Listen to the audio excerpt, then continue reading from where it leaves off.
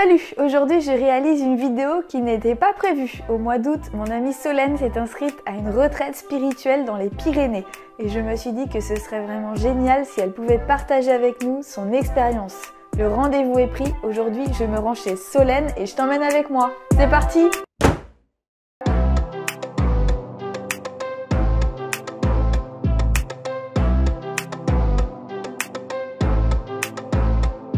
On a un temps aujourd'hui de merde. Non, ce matin il faisait beau, mais là, moi qui pensais faire une interview dehors.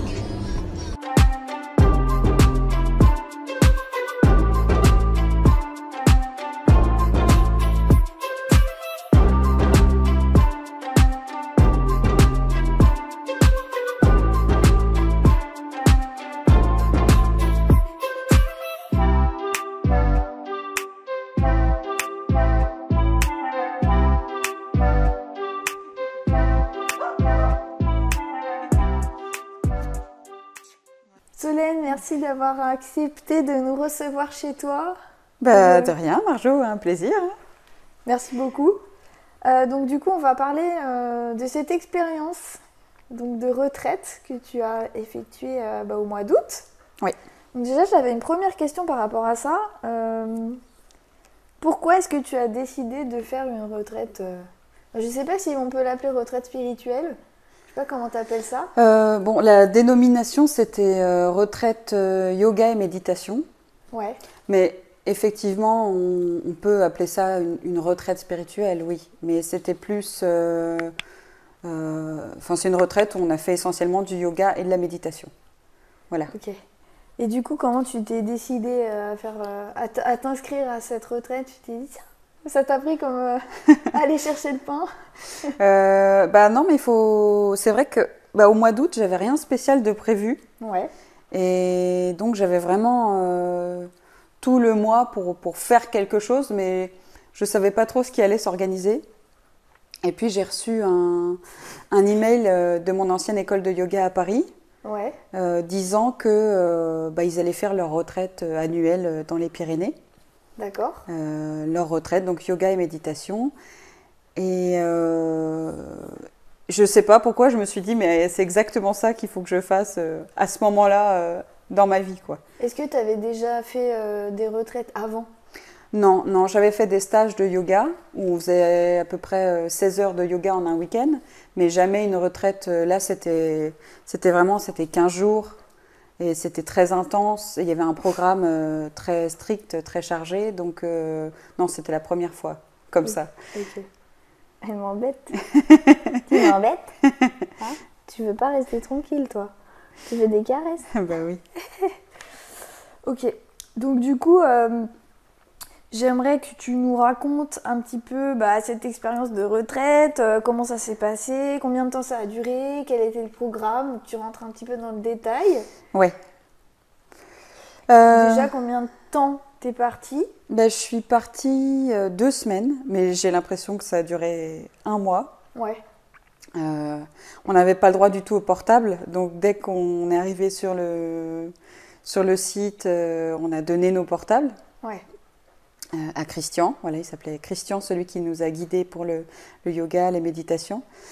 Et alors ça déjà, j'appréhendais un petit peu de ne plus avoir mon portable, mais en fait ça m'a fait un bien fou.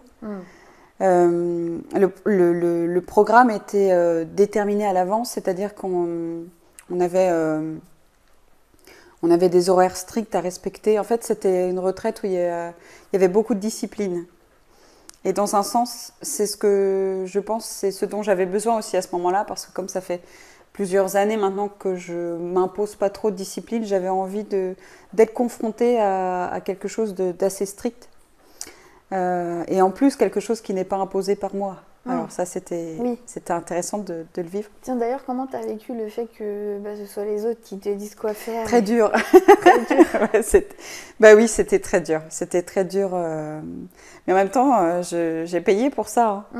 Mais non, c'était très dur que quelqu'un sache mieux que moi ce que j'avais envie de faire dans mes journées et m'impose vraiment le fait un rythme qui ne me correspond pas à moi forcément. Non, c'était dur et en partant, je savais que ça allait être dur. Quand j'y étais, c'était encore plus dur que je le pensais. Et maintenant que j'y suis plus, bah, j'ai envie d'y retourner. Donc c'est très bizarre. Ouais. Alors les journées, pour Oui. répondre à ta première question, les journées, on se levait la cloche sonnait à 5 heures du matin. Ah ouais.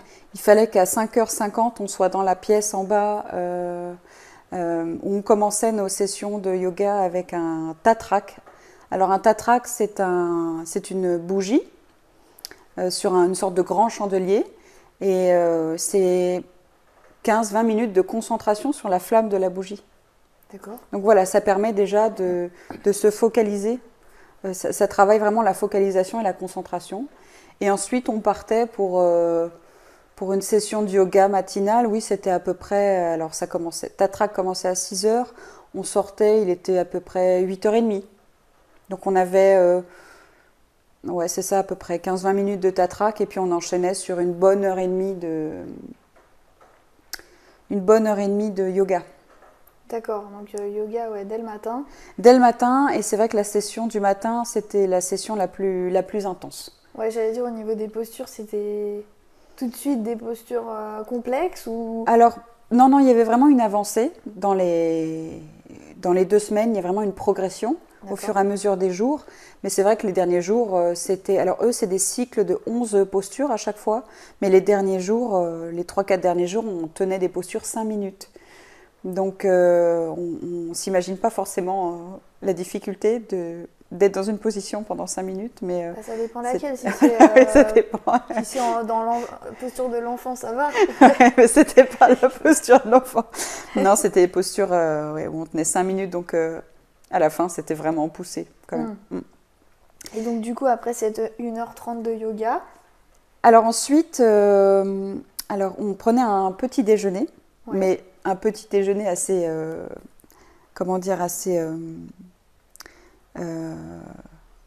restreint, quoi. C'était des graines d'épeautre grillées avec de l'eau. Voilà, c'est un nom particulier dont je ne me rappelle pas, mais voilà, c'est ça le petit déjeuner, on avait le droit de manger que ça. Et puis c'était assez court, hein, on prenait juste 10-15 minutes pour manger. Et ensuite on enchaînait sur du karma yoga. Alors du karma yoga, c'est des tâches ménagères pour la communauté. Ah oui, d'accord. Donc soit on aidait à la cuisine, ou alors il y avait un grand jardin, donc on allait jardiner. Ou sinon on faisait le ménage. Voilà, on était tous assignés à des tâches dans la maison. Tu choisissais ou c'était...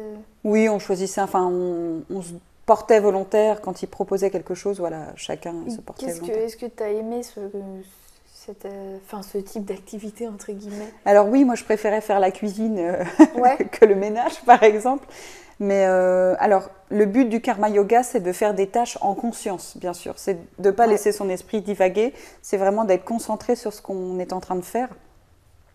Et c'était bien de le faire justement après 1h30 de pratique du yoga, où là l'esprit est un peu plus apaisé. Est-ce que j'ai aimé faire ça? Oui, parce que c'est vrai que c'était quelque chose dans la journée qui était plutôt sympa. On n'était pas enfermé dans une salle, on pouvait être dehors, on pouvait un peu discuter avec les autres. Puis j'ai appris plein de choses aussi sur le jardin, parce que je ne savais pas forcément comment fonctionnait un compost, ou comment jardiner, retirer les mauvaises herbes et tout ça. Donc j'ai appris quand même pas mal de choses. Ouais. Ok.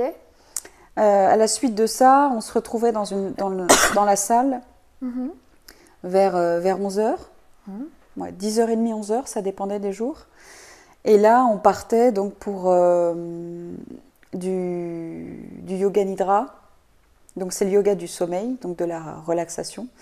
Soit du yoga nidra, soit des séances de méditation, dont une qui s'appelle la méditation Ajap sur la source d'énergie, où là c'est très codifié, il y a des cycles à respecter, enfin, c'est quelque chose qu'on a appris aussi progressivement au fur et à mesure des jours, et c'était très pointu comme méditation, et ça a été très très dur pour moi de tenir dans des postures pendant 1h30 sans bouger.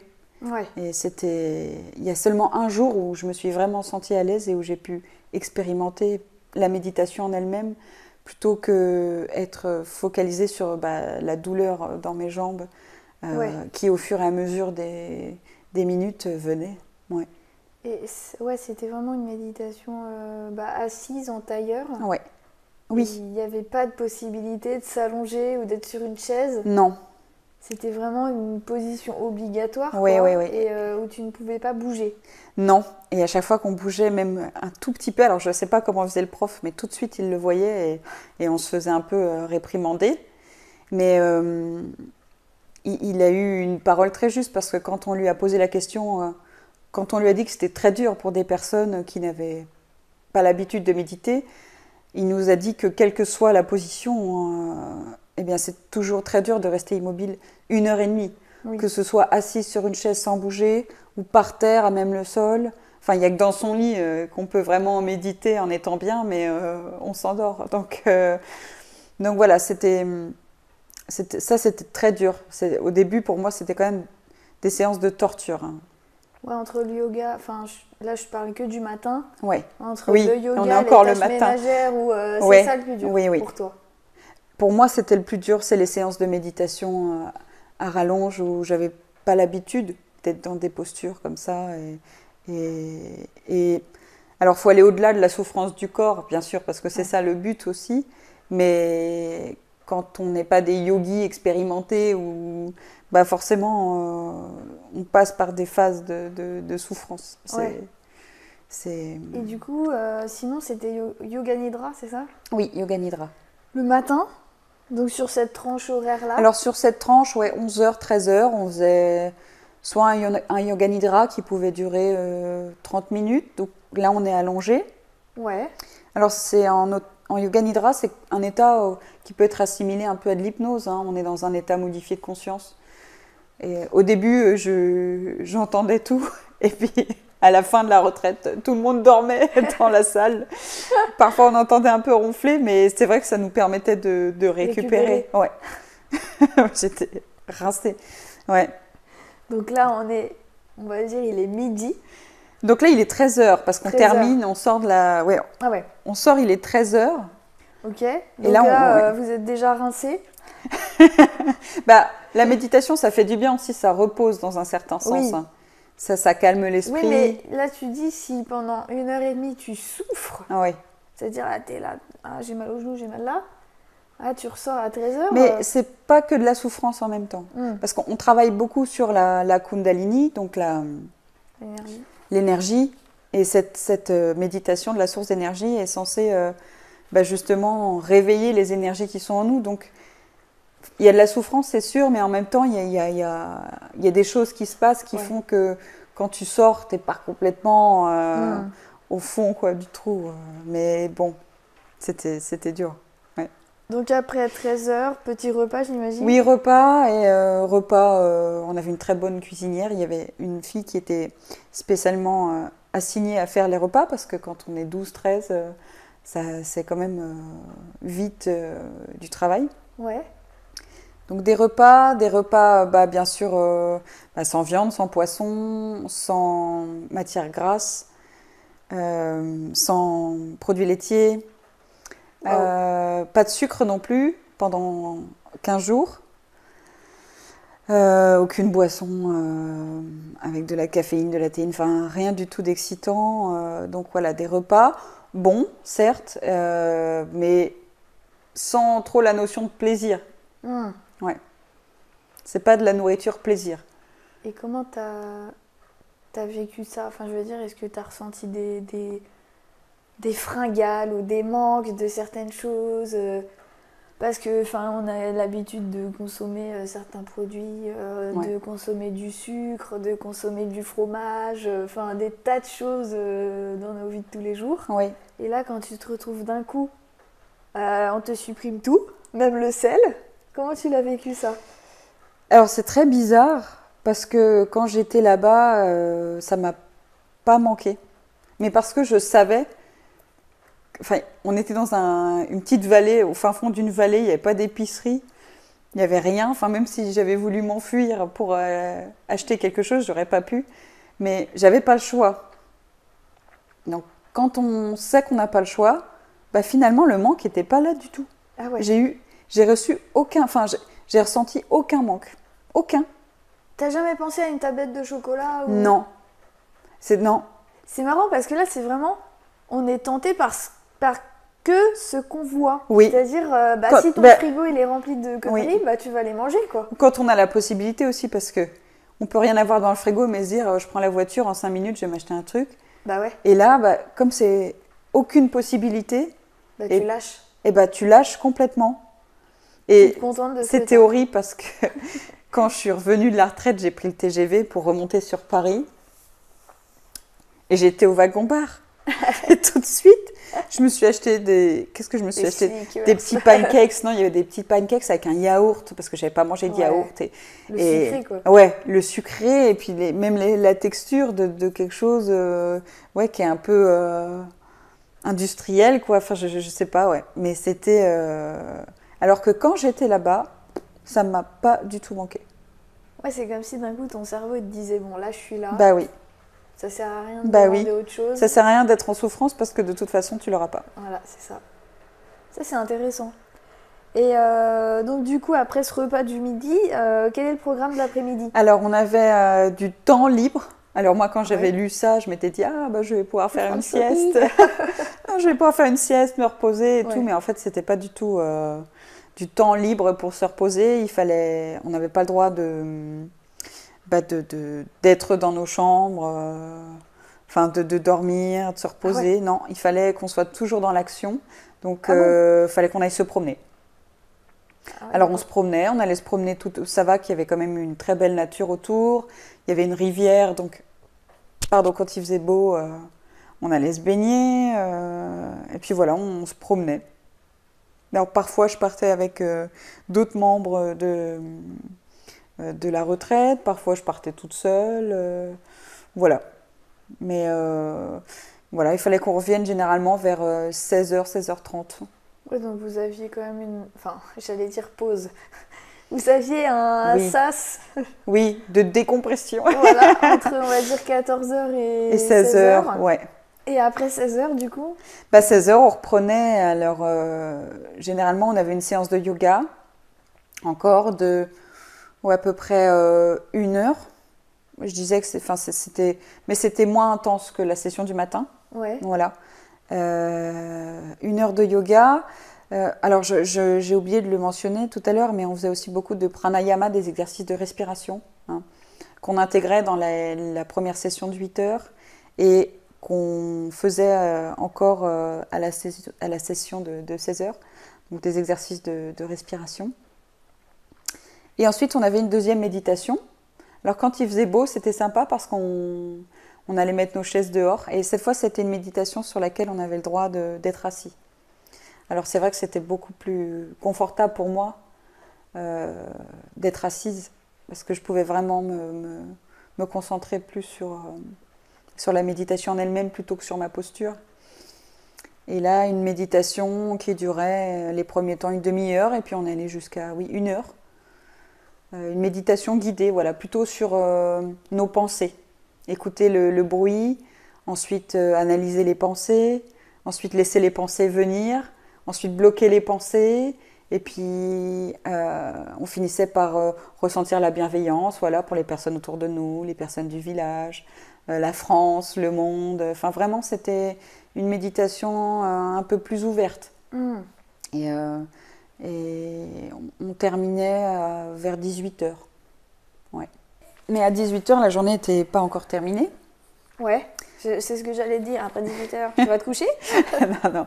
Donc on faisait les repas, ensuite repas, et on a fait des repas en silence aussi, parce que les repas... Ça, je sais que tu as fait plusieurs jours dans le silence, tu vas nous en parler après. Généralement, ils étaient dans le silence, voilà. Et ensuite, on avait des sessions le soir aussi. Mm-hmm. On se rejoignait vers 20h, où là, on a fait Parfois, il y avait une conférence. Parfois, on faisait des sortes des petits jeux entre nous, des animations. Ouais. Ou alors on se retrouvait, on chantait des mantras. Lui jouait de la guitare ou cet instrument indien aussi qui ressemble un peu à un synthé avec un accordéon. Donc voilà, on faisait des activités plutôt ludiques, des choses pour rassembler, pour être ensemble, ouais, pour avoir une cohésion de groupe. Ouais. Et on faisait des jeux soufistes. Voilà. D'accord. Ouais. Mais franchement, c'était très sympa parce que ça change de ce qu'on a l'habitude de faire, même en soirée ou avec des amis. Bon, des fois, je me suis demandé à moi-même, je dis, mais qu'est-ce que je fais là? Parce que quand on chante un mantra pendant une demi-heure, et puis que certaines personnes rentrent un peu en transe et tout, on se dit, oh là là, mais qu'est-ce que je fous là? Mais en fait, franchement, c'était sympa. Ça change, quoi. Ça fait du bien de faire des activités qui changent vraiment. Bah oui. Et après, du coup, tu te couchais vers quelle heure? 22h. Voilà. Ouais, mais tu te couches, tu n'as pas le temps de réfléchir. Tu m'étonnes. Tu te couches, tu dors instantanément. Hein. Ouais, là, il n'y a pas d'insomnie. Là, il n'y a pas d'insomnie. Et puis ta journée, elle a été tellement remplie, tellement riche que tu dors tout de suite. Hein. Ouais. Mais ça, c'est intéressant aussi. Hein. C'est la clé un peu de l'insomnie. Hein. Ah ouais. De fonctionner un peu comme ça, là. En même temps, c'est une profonde reconnexion à soi aussi. Oui, ouais. De faire ce type de retraite, enfin, je veux dire... Ah mais, bah oui, parce que, en fait, on n'a pas à penser à demain, on n'a pas à penser au planning, on n'a pas à penser à... On est un peu guidé et puis on lâche prise sur plein de choses. T'as rien à faire, t'as juste à faire ce qu'on te demande de faire.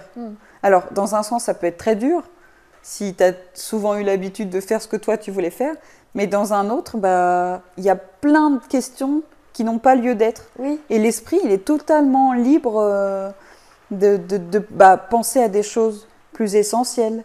Ou alors, moi, j'ai fait des rêves très particuliers pendant la retraite. Je pense que j'ai fait cette retraite pour mieux me connaître, mais aussi pour que des choses soient un peu traitées dans mon inconscient, voilà, soient un peu balayées. Et les rêves que j'ai pu faire certaines nuits ont vraiment montré que voilà, il y a des portes il y a des dossiers qui se classaient dans ma vie, il y a des portes qui se fermaient pour en ouvrir d'autres. Et voilà. Ça a travaillé, quoi. Ouais, ça a beaucoup travaillé. Ouais. Et est-ce que tu avais l'impression que tes rêves ils étaient beaucoup plus lucides, enfin j'allais dire lucides, c'est ce mot-là qui me vient à l'esprit, est-ce qu'ils étaient beaucoup plus, tu t'en rappelais beaucoup plus? Parce que souvent quand on a le mental qui est hyper actif et des tas de choses à penser, on est un peu engourdi, on va dire, et même dans notre sommeil en fait, on se rappelle souvent pas de nos rêves, on est complètement... Est-ce que là, pendant la retraite, tu avais l'impression que tu faisais des rêves plus clairs, plus parlants, plus... Alors, oui, j'avais des rêves plus parlants, ouais. Symboliquement, ouais. Oui. Ok. Après, je sentais bien que mon sommeil, il était assez lourd aussi. Ouais. Donc, à mon avis, il y a des choses il y a des choses dont j'ai rêvé, mais je ne me souviens pas forcément parce que j'étais vraiment... le corps, il se repose, quoi. Ouais. L'esprit et le corps, là, c'est... Est-ce que Enfin, il y a un truc qu'on n'a pas abordé, c'est tu dormais où? Dans une cabane, dans une tente. sur de la paille. Non, on avait des chambres de 2 personnes et moi j'étais avec une fille très sympa qui avait à peu près mon âge. Et voilà, j'étais très contente d'être avec elle aussi parce que on s'est très bien entendu. Ouais. Et voilà, on avait juste un petit matelas d'une personne par terre, à même le sol.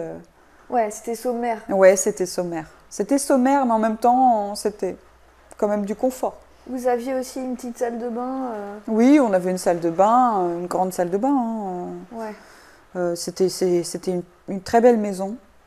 Une très belle maison en pierre, avec un beau jardin.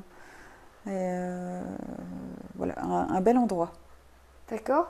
Et du coup, là, je te pose la question. Tu débutes ta retraite, voilà, tu passes ta première journée sur ce rythme. Est-ce que tu te souviens dans quel état tu étais les premiers jours? comment tu te sentais? Est-ce que tu trouvais ça hyper dur ou est-ce que tu t'es vite mis dans le bain? Je dirais sur les 3 premiers jours dans un premier temps. Non, les 3 premiers jours, franchement, j'étais contente. Mhm. J'étais contente parce qu'enfin ça commençait. Ouais, Parce qu'il y a aussi l'excitation de ne pas savoir. oui. Enfin, c'est hyper dur, mais en même temps, on a envie que ça commence, quoi. Donc, non, puis j'étais en forme. J'étais en forme. Les premiers jours, ça s'est bien passé. J'étais pas fatiguée. Je me sentais prête. J'étais contente. Le petit groupe était très sympa. On rigolait un peu, on apprenait à se connaître. Mais les premiers jours, c'était pas aussi intense ce qu'on nous demandait non plus. La première semaine, ça a été. Ouais, La première semaine, on était tous un peu dans cet état vraiment bien, motivés et tout ça. Et on a fait une journée sans yoga. Bon, on a fait un lavage de l'intestin alors aussi. attends, c'était quel jour cette En fait, pause, on va dire? On a commencé la retraite le lundi. Ouais, On a fait le shank, donc le lavage de l'intestin le vendredi. Donc ça déjà, ça met un coup de fatigue quand même. et c'est ce jour-là que vous avez été vous balader un peu? Non, Non? c'est le mardi d'après, on a fait une journée sans yoga, où on est parti faire une randonnée. D'accord. Et ça vraiment, cette journée, ça annonçait les jours à venir dans lesquels nous n'allions pas parler. Ok. Et des jours aussi très intensifs au niveau yoga et méditation, où parfois on passait 7 heures par jour dans la salle à faire du yoga et de la méditation. Ah oui. Donc 7 heures par jour, c'est quasiment une journée de travail. Ouais. La dernière semaine, elle a été, à partir du mercredi, ça a été très dur. Ok, donc on va revenir sur déjà le lavage de l'estomac. Donc tu fais ça vendredi? Alors c'est lavage de l'intestin, oui. Oui, pardon. Intestin. et Enfin, ça, je pense ouais. que ça lave tout. Oui, je pense que ça... Intestin, estomac, côlon, tout y passe. Ouais, c'est vrai que ça lave tout, ouais. Bah oui. Puis ça lave même tout le reste du corps, hein, la peau, Oui, j'imagine. ouais. J'avais une peau en rentrant de la retraite, c'était incroyable. Non mais je te jure, c'était incroyable. J'avais une peau magnifique. Ça, c'est quelque chose que tu savais que tu allais faire? C'était écrit dans le programme? Alors c'était dans le programme, mais je m'étais pas forcément renseignée. Ouais. Et puis je m'étais dit, peut-être que si certaines personnes veulent pas le faire, Tu pourrais. on avait le choix, mais en fait... Pas du tout. Non, on n'avait pas le choix. Donc, du coup, comment ça se déroulait? Alors ça s'est déroulé, ça a commencé le vendredi matin, hein, au réveil. Ouais. Où là, on a fait... donc c'est une grosse quantité d'eau salée à boire. Alors c'est de l'eau tiède. Et c'est le même taux de salinité que le corps. Ok. Donc a priori, tu n'absorbes pas de sel. Comme une larme, quoi. En plus, exactement, comme une larme, ouais. Et donc, comme c'est salé, ça va pas aller dans le conduit urinaire. Ah oui? Voilà. C'est comme quand tu manges de la soupe, ça va dans tes intestins. Alors que si tu bois de l'eau, ça va dans ton conduit urinaire. Et donc là, le but, c'est de vider finalement totalement l'intestin de ce qui pourrait stagner à l'intérieur. Et donc, tu as des verres d'eau à peu près comme ça, salés. Donc, tu en bois un et ensuite, on allait dans la salle faire 5 postures de yoga différentes pour que justement l'eau puisse s'écouler à travers le corps plus rapidement. Donc, moi, j'en ai bu 17. 17 quoi? Verre? 17 verres d'eau, ce qui représente à peu près 5 litres d'eau salée. Et au fur et à mesure où tu les bois, au bout de 5-6 verres, tu commences à aller aux toilettes et puis à vider, à évacuer. Ouais. T'as pas l'impression de boire la mer, quoi? Au bout d'un moment, 17 verres, enfin... Alors, c'est pas aussi salé que la mer, hein, bien sûr. Non, mais je dis ça parce que ça doit paraître énorme. Ouais, tu dois énorme. plus en pouvoir, quoi. Enfin, t'imagines pas le truc. Mais en fait, ça a un goût d'une soupe Roico pas bonne, quoi. Enfin, tu vois, parce que c'est salé, mais c'est pas trop salé en même temps. Donc oui, forcément, c'est pas bon, mais tu t'y fais vite, ouais.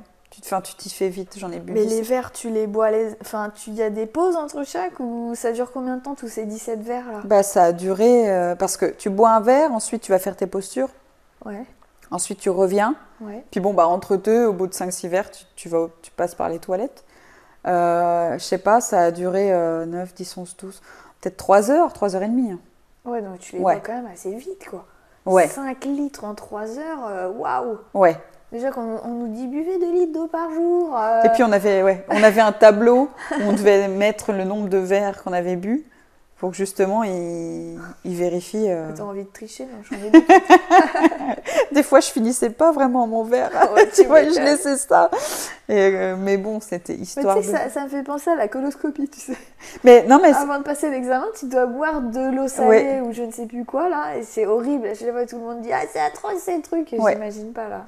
donc là c'était, ouais non, franchement ça a été un tournant un peu pour moi Ouais. pendant la retraite parce que là je me suis dit qu'est-ce que j'inflige à mon corps. Je sais pas s'il va être très content. Mais pourtant, c'est extrêmement bénéfique. Mais c'est extrêmement bénéfique. Et alors, on boit ces 17, enfin, il faut en boire un minimum 15. Donc tu les bois et ensuite, ils te donnent un énorme bol d'eau avec un peu moins de sel, qui est un peu moins salé, où là, il faut le boire entièrement. Et c'est censé te faire vomir. Parce que tu nettoies Oh là là. l'œsophage après. Bon, moi je vomis pas facilement, donc je lui avais dit, mais je vais le boire, mais à mon avis, voilà, c'est rien qui va sortir. Et il m'a dit, bah dans ce cas-là, faut y aller, quoi, faut mettre les doigts. Et du coup, tu te fais vomir, quoi. Et ça pour moi, ça a été terrible parce que j'avais jamais fait ça de ma vie. Et une fois que déjà ton intestin il est complètement vide. Et puis que tu t'es fait vomir, alors là, tu es complètement rincé. Et ensuite, tu vas te poser, en fait, tu vas t'allonger 45 minutes. Pendant que la cuisinière préparait, alors c'est une pâte de riz avec du beurre clarifié pour refaire une sorte, tu manges ça, pour faire une sorte de couche Protection. grasse, ouais, protection au niveau des parois de l'intestin. D'ailleurs, le beurre clarifié, donc ça s'appelle le ghee en Du Ayurveda. ghee, oui, c'est ça. Donc Ghee. Et du coup, ça se fait donc avec des mottes de beurre que tu laisses fondre dans une casserole. Et après, tu retires tout ce qui est les protéines en fait, Ouais. de lait. Et tu te retrouves avec une espèce d'huile en fait, Oui. sans impureté à l'intérieur. Et ça, on peut consommer ça quotidiennement le matin pour justement aider à pas être constipé. Voilà. Et effectivement, ça, c'est très conseillé en Ayurveda. Hein. Ah oui. Comme le miel, c'est un trésor. Voilà. D'accord. Donc voilà, tu manges cette pâte-là. Ouais. Et puis... Et du coup, après, donc, tu t'es allongé 45 minutes. Oui. Alors, Là, tu t'es oui. endormi ou pas? Non, le but du jeu, c'est de pas de s'endormir. Il ne faut pas s'endormir. Faut juste se reposer, quoi. Voilà. Ouais. Et ensuite, on a mangé donc, cette pâte de riz avec le ghee. Et voilà, c'était reparti pour le rythme. On a été se promener un peu l'après-midi. Et puis après, on avait une petite session de yoga. Voilà. Et puis, on a mangé le soir. Mais là, c'était de la cuisine sans sel du tout. Parce qu'il ne fallait rien d'abrasif pour les intestins. Donc, on a mangé sans sel jusqu'à la fin de la retraite. D'accord. Et du coup, avant ce nettoyage et après, t'as senti une différence dans ton état? Tu disais que tu étais plus fatiguée. Alors, oui, bon, déjà, j'avais le ventre tout plat, ce qui n'arrive pas. Ouais, intéressant aussi. Hein. Il y a 3 choses intéressantes depuis le début. Là. Non, mais alors, eux le font pour nettoyer l'intestin, bien sûr, mais c'est aussi pour apporter, parce que on se rend compte que ça apporte de la souplesse aussi. Ouais. Ça dénoue, en fait, des nœuds qui peuvent y avoir dans l'intestin. Et du coup, c'est fait aussi pour apporter plus de souplesse pendant les postures de yoga. Donc, je me suis sentie très fatiguée le samedi matin, bien sûr. J'avais les yeux comme ça, parce que quand on se lève à 5 heures après une journée comme ça, là j'ai vraiment senti que j'étais fatiguée. Mais effectivement, j'ai vu vraiment un changement par rapport à des postures de yoga. J'avais plus de facilité à les faire, plus de souplesse. Et aussi, j'ai senti que dans mon ventre, j'étais plus à l'aise. Ouais. Je sentais que j'étais un peu libérée. Ouais. Là, on dit bien l'intestin, c'est le deuxième cerveau. Donc, effectivement, il y a des empreintes partout à cet endroit-là. Ouais. Dès qu'on a une émotion un peu, on s'est crispé là, Oui. là. Donc là, est-ce que ça t'a aidé aussi à avoir l'esprit encore plus calme, à être encore plus zen, parce qu'effectivement, il y a un lien étroit entre les deux. Hein. Au niveau de l'esprit, je sais pas, est-ce que ça a eu un impact ou tu t'en es rendu compte ou pas, je sais pas, hein, mais... Pas forcément. Pas forcément. Maintenant que t'en parles, peut-être. Mais c'est vrai que je me sentais plus légère. Enfin, forcément, je l'étais plus. Ouais, peut-être, oui. Et du coup, donc, on passe à la deuxième semaine, donc la plus difficile. Hein, oui. La plus difficile, donc j'aimerais que tu nous dises un peu comment s'est passée la deuxième semaine par rapport à la première. Qu'est-ce qui a fait que du coup, vous avez passé un palier Donc déjà, tu m'as parlé d'une journée où vous n'avez pas fait de yoga. Vous êtes partis en rando. On est partis en randonnée et c'est vrai que c'était une journée moi qui m'a fait beaucoup de bien parce que j'aime beaucoup me promener en forêt et tout ça et c'était bien de faire autre chose dans sa journée. On avait interdiction de faire du yoga dans la journée. Ah, ça c'est bien. Donc ça m'a fait du bien. Puis on s'est levé un petit peu plus tard le matin, alors bon. Mais c'était annonciateur aussi des jours les plus durs à venir. Parce que la retraite s'est terminée le dimanche à 13h, mais jusqu'au dimanche 13h, on était encore dans la salle de yoga. Enfin, c'était hyper intense. Et on a eu aussi... on a eu 4 jours sans parler. Ah oui, donc c'est 4 jours sans parler. Alors, un peu inspiré du Vipassana, hein, c'est-à-dire... Vipassana, c'est on médite 10 heures par jour sans parler, sans échanger, etc. Donc c'est vraiment très intense. Et j'imagine que c'est un peu durant cette période-là que tu travailles encore plus sur toi. Ouais. Parce que là, c'est vraiment une introspection complète quand tu n'échanges plus, ne serait-ce qu'avec ta copine de chambre le soir. Ouais. Est-ce que tu as réussi à respecter ces 4 jours de silence et comment tu les as vécus ? Alors oui, j'ai réussi à les respecter. Voilà, je dis pas que j'ai pas parlé dans ma tête. Dans les chiottes. Putain, j'en ai marre. Ah ouais, le prof, je l'ai tué 20 fois dans ma tête, hein, je crois. Mais parce que on avait... En fait, ce qui était le plus dur, je crois, c'était qu'on pouvait pas se plaindre. Tu peux pas te plaindre. Et tout ce que tu le vis, tu le vis à l'intérieur. Ouais. Et il y a des matins, j'arrivais dans la salle de yoga où mon esprit il partait dans tous les sens. Mais vraiment, je pouvais penser à tout, n'importe quoi, même des trucs qui me sont arrivés quand j'avais 10 ans. Mais c'était très bizarre parce que j'avais l'impression que mon esprit il se rattachait à plein de trucs. Et au fur et à mesure de la journée, on sentait vraiment le mental qui s'apaisait, qui se calmait. Ouais. Et finalement, ça nous permettait d'être plus dans l'instant présent. Ouais. Et aussi, on se rend compte que quand on parle, il y a beaucoup on vient donner un avis, on vient donner une justification, on parle pas forcément pour l'autre, mais pour nous, en fait, on parle pour... Et ça m'a fait comprendre ça, qu'on parle rarement pour dire des choses. On parle souvent pour rien dire, quoi. En fait, le but du Vipassana en tant que tel, c'est d'aller repérer ce qu'est l'ego, donc ce petit personnage qu'on se façonne avec nos croyances, notre éducation, etc. et notre être, c'est-à-dire ce qu'il y a derrière. Et en gros, là, ça permet peut-être de créer une séparation entre les deux et de voir que souvent, quand on parle, ça sert à rien, hein, parce que oui, comme tu dis, on donne un avis ou on va se plaindre sur un truc et tout ça, ça sert à rien, en fait. C'est pas ça qu'on est venu faire ici, hein. Et que du coup, derrière, il y a autre chose. Et c'est pour toucher Mm. cette chose-là qu'on n'arrive jamais à toucher dans Ouais. nos vies ordinaires parce que pas à cause de l'alimentation, à cause de tout ce qui nous entoure, tous ces petits Les parasites, divertissements, les divertissements, on n'est jamais là.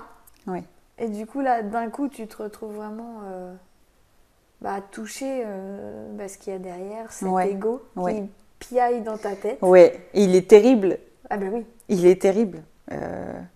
Et il est terrible, terrible, parce que ça a été les pires jours pour moi, parce que, je te dis, c'était incontrôlable. Je me réveillais le matin et il s'arrêtait pas de parler. Il me disait plein de trucs et je faisais des postures et j'avais mal, parce que forcément, quand ça fait 10 jours que tu fais du yoga d'une façon intensive, bah, le corps il commence à être aussi un peu fatigué.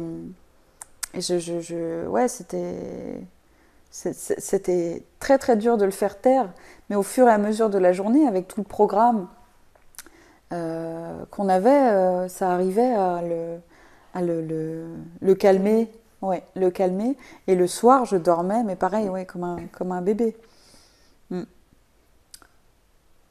Et est-ce que tu as vu une évolution sur ces 4 jours entre le premier jour où tu t'arrêtes de parler et le quatrième? Bah, on s'y habitue. Tu t'y habitues. Ouais, on s'habitue. T'avais pas comme une envie de manger un bout de chocolat, t'avais pas une envie d'un coup de D'hurler. hurler dans la T'avais Non, pas non. ça? Non. Ou tu t'es pas mis à la nuit pendant ton sommeil à parler toute seule, tu sais? Bah non, bizarrement, non, j'ai pas eu envie d'hurler. J'ai pas... Non. Mais je pense qu'on a une capacité assez folle d'adaptation et que tu peux t'adapter à tout. Et si tu peux plus parler, bah tu parles plus. Et bon, après, il faut gérer aussi ta tête, hein, Ouais. ce qui se passe dans ta tête. Mais non, j'avais pas forcément envie de raconter un truc ou Non, non. Est-ce que tu penses que ce genre d'expérience, c'est à la portée de tout le monde? J'ai envie de dire oui, mais Je pense à quelqu'un qui est complètement déconnecté de soi-même, dans le sens plein d'addictions, plein de fuites, dans le sens je fais pas du tout attention si j'ai mal là, si j'ai mal mais de toute là. façon, je vais te dire, tout le monde peut s'inscrire, mais tout le monde ne reste pas. Ouais, De toute façon, moi, quand j'ai appelé pour m'inscrire, Christian m'a dit, mais qu'est-ce que tu fais dans ta vie? Est-ce que tu es stable émotionnellement? Enfin, voilà, est-ce que tu as fait un travail sur toi un peu en bah amont? oui. Parce que Sinon tu parce que craques. tu peux le faire, mais ouais, il y a moyen de craquer total.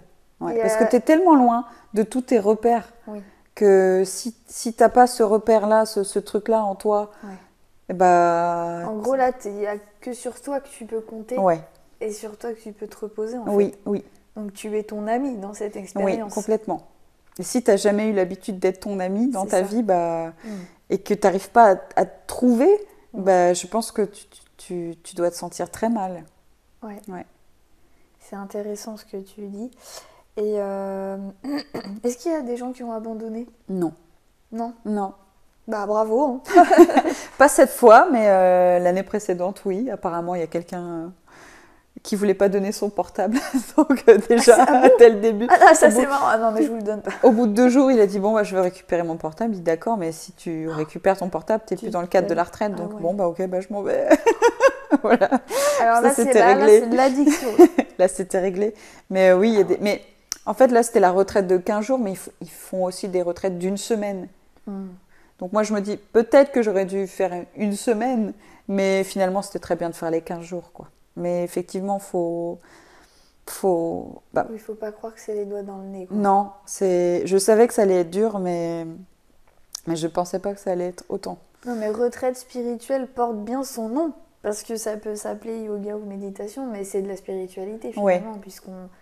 Qu'est-ce que la spiritualité? C'est savoir que ce qui est l'ego, ce qui n'est pas l'ego, ce qu'on est, et puis travailler sur soi. Oui, Et se sentir uni avec les autres et Oui. pas dissocier. Exactement, ouais. C'est plein de choses. ouais. Donc, du coup, après ces 4 jours de silence, donc on est quel jour dans la deuxième semaine? Bah on est samedi.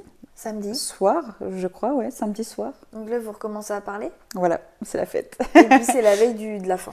C'est la veille de la fin, mais en même temps, t'as l'impression que la fin, elle va arriver dans très longtemps, quoi. Parce que moi, je te dis, les journées, je suis partie 15 jours, j'ai l'impression que je suis partie un mois. Ouais, bah oui. Quand tu te lèves à 5 heures et que tu te couches à 22 heures, en fait, c'est 2 journées que tu vis dans une. Donc, oui, c'est la veille du départ, ouais. Tu sais à quoi ça me fait penser depuis le début? À koh Parce qu'en fait, koh c'est une émission qui dure quasiment 2 semaines. Et quand tu la regardes, t'as l'impression que les gens, ils sont là-bas 3 mois. Ouais. Tellement ça paraît difficile intense, et qu'ils mangent pas, et qu'ils perdent 7 kilos, 8 kilos, voire plus. Et c'est vrai que c'est cette impression que c'est tellement différent de la vie ordinaire habituelle qu'on a l'impression que ça dure... très longtemps. C'est comme quand on part en vacances dans un pays qui est totalement dépaysant, t'as l'impression que ça dure beaucoup plus longtemps qu'une semaine ou deux. Ouais.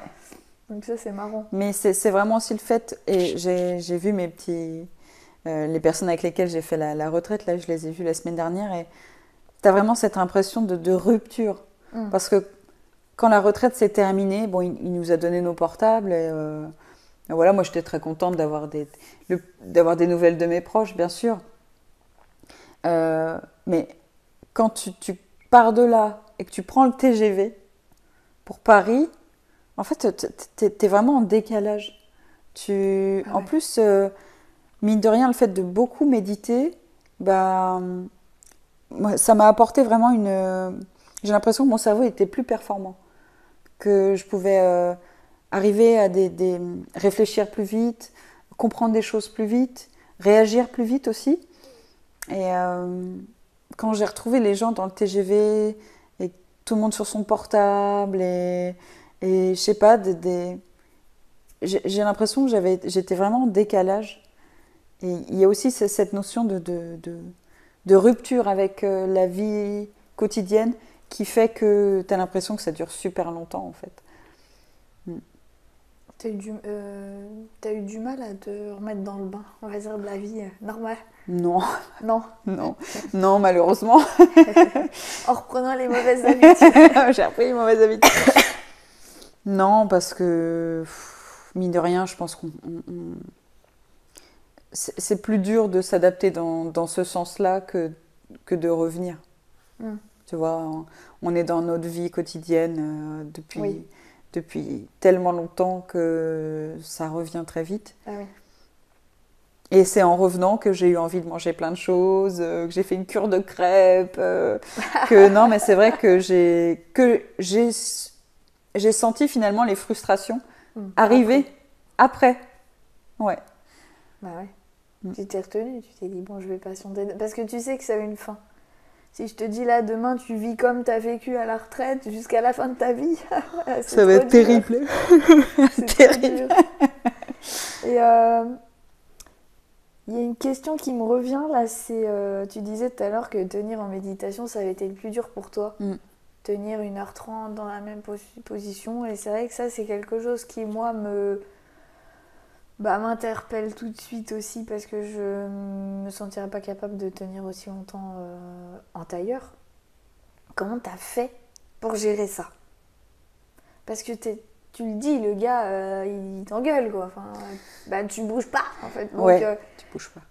Ah, t'as pas le choix. Si tu veux tendre la jambe ou tu peux pas. Tu peux pas. Bah non, mais c'est toujours aussi cette notion de douleur. C'est-à-dire que ton corps, il te signale la douleur pour que tu fasses quelque chose. Mais si dans ta tête, c'est clair dès le début que tu ne vas pas bouger, alors la douleur, elle n'a pas lieu d'être. Parce que ton corps, il sait que tu ne vas pas bouger.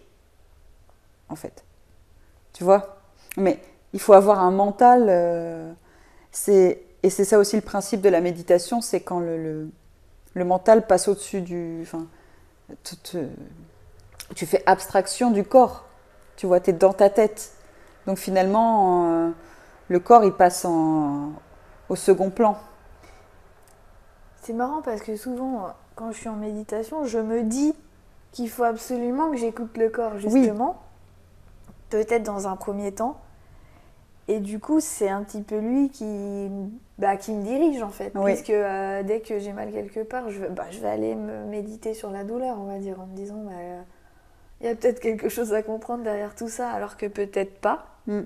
Et finalement, je peux pas tenir trop longtemps à cause de ça. Ouais. Donc ça, c'est un peu... j'ai du mal en fait à avoir un peu cette frontière à un moment que tu passes. Ouais, c'est ça bascule. Ouais.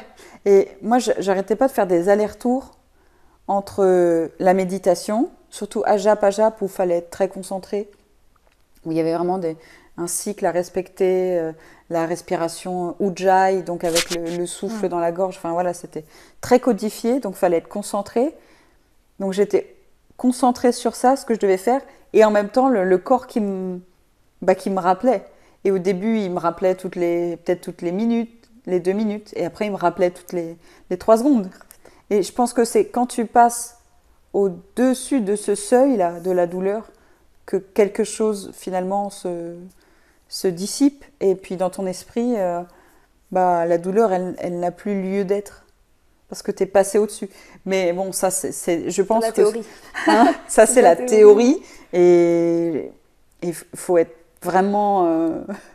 faut avoir atteint, je pense, un niveau de présence qui est très fort pour pouvoir le faire. Ouais. Et du coup, est-ce que durant ces 2 semaines, est-ce que à la fin de la 2e semaine, tu as réussi à, on va dire, limiter la douleur ou ne plus trop passer au-dessus, ou c'était toujours atroce ou insupportable ou... Ouais, non, mais il y a des jours où ça allait et d'autres où ça allait moins. Alors pourquoi, je sais pas. Il y a des jours où j'étais plus disposée à souffrir et d'autres où j'étais plus disposée à passer au-delà du corps.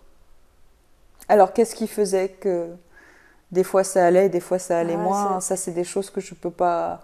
De toute façon, les méditations sont jamais les mêmes. Hein. Non, c'est pas les mêmes, et c'est quel état d'esprit tu es, c'est comment tu t'es levé le matin, qu'est-ce que tu as vécu la nuit. Je pense que ça joue sur plein de choses différentes.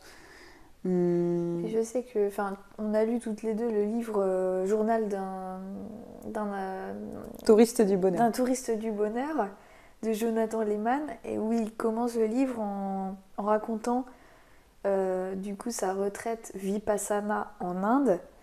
Et justement, ce qui m'a frappée, c'est vraiment tout ce qu'il dit sur cette douleur qui pour lui était atroce. Vraiment, je m'en rappelle encore quand j'ai lu les pages, parce que je me suis dit oh là là, où vraiment il se battait contre lui-même tellement il souffrait en fait. Ouais. Et qu'au bout d'un moment, il arrive à switcher. Ouais. Et c'est au bout de... Parce que la Vipassana, ça dure au moins 2 semaines. Oui, c'est minimum 10 jours. Ouais, c'est vraiment très très très hard. Et à un moment, il arrive vraiment à comprendre un truc et à passer un peu au-dessus de cette douleur. En fait, elle est là, mais voilà. Elle est en second plan. Ouais. Et du coup, il le vit mieux. Mais les premiers jours, c'est vraiment une horreur. Bon, après, j'ai remarqué une progression, c'est-à-dire que je pouvais rester en position à la fin. La méditation, elle durait 1h30. Je commençais à avoir mal au bout de 40-45 minutes, tu vois. Ouais. Donc c'est quand même énorme. Oui. Mais bon. Je vois, moi, quand je me pose 15 minutes, au bout de 15 minutes, si je suis en tailleur, j'ai mal. Ouais. Donc, après, c'est une question d'habitude aussi. Oui. Ouais. Plus tu vas te poser longtemps, plus ça va travailler sur ça. Et du coup, tu me disais hors caméra que tu utilisais le mala. Ah oui, je l'ai pris. Alors oui, ça c'est un petit instrument pour faire des... Ça, c'est quelque chose qu'ils t'ont donné là-bas? Oui. Alors c'est un mala. Voilà, c'est un collier. C'est beau. Alors normalement, tu n'as pas le droit d'y toucher parce que je mets mon énergie dedans. Ah, d'accord. Voilà. Personne ne le touche, mais oui, ça sert à... Pendant Ajap, la méditation sur la source d'énergie, qui est assez codifiée, où justement on doit enchaîner des respirations avec nommer des chakras dans la tête, et tout ça. Et puis on doit le faire un certain nombre de fois.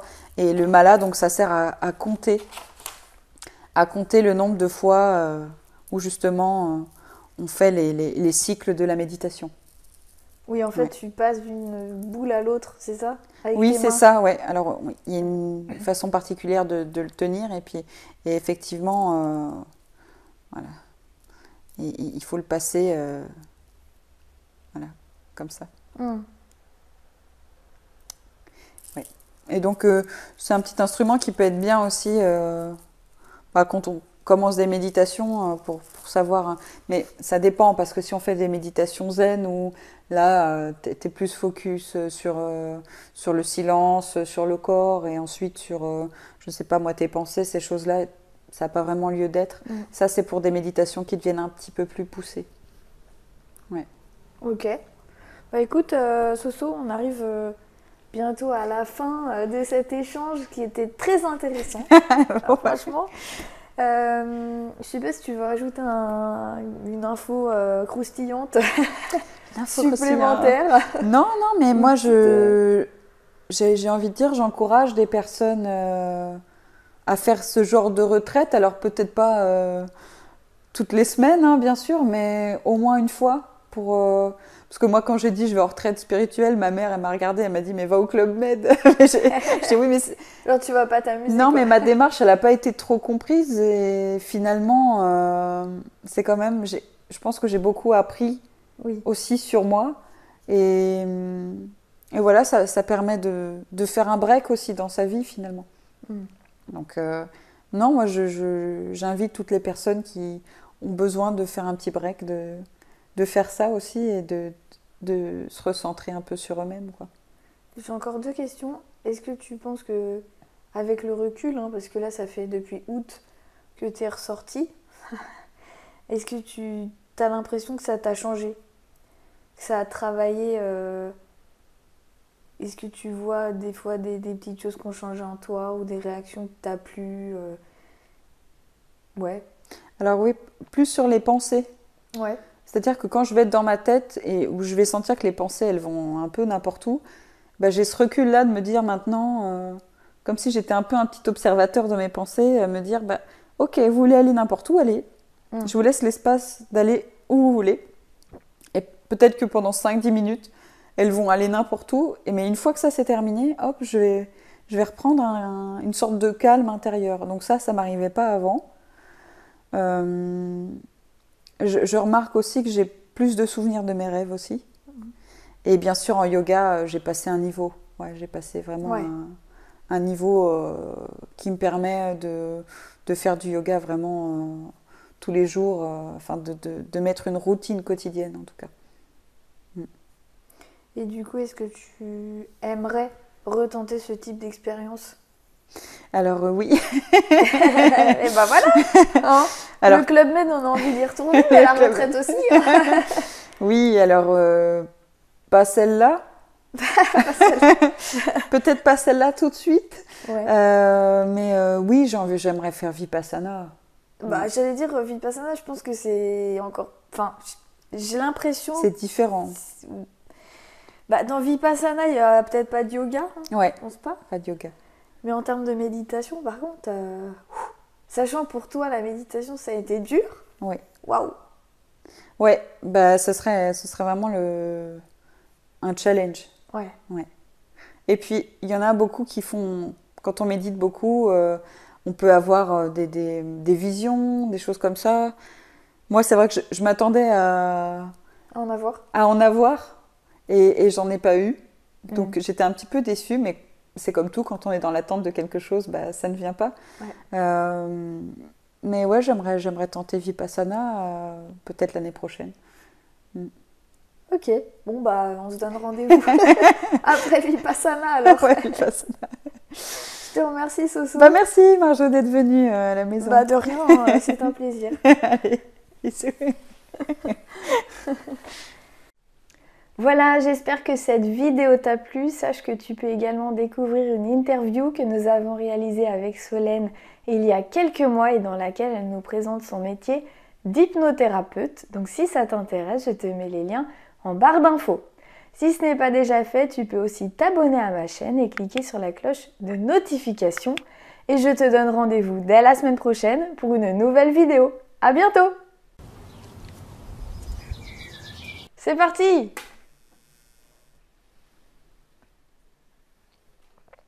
Péter ma lampe. Au mois d'août... au mois d'août... Qu'est-ce qui s'est passé au mois d'août?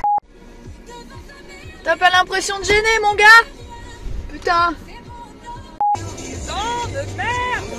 Mais bon, je vais dire ce qui me passe par la tête. On est un peu plus relax, tu vois. Ouais. Qu'est-ce que t'en penses?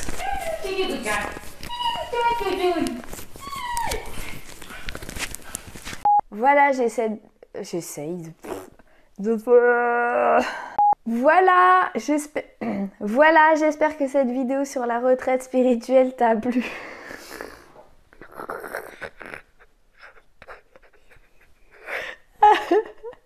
Oh purée, la voix de merde.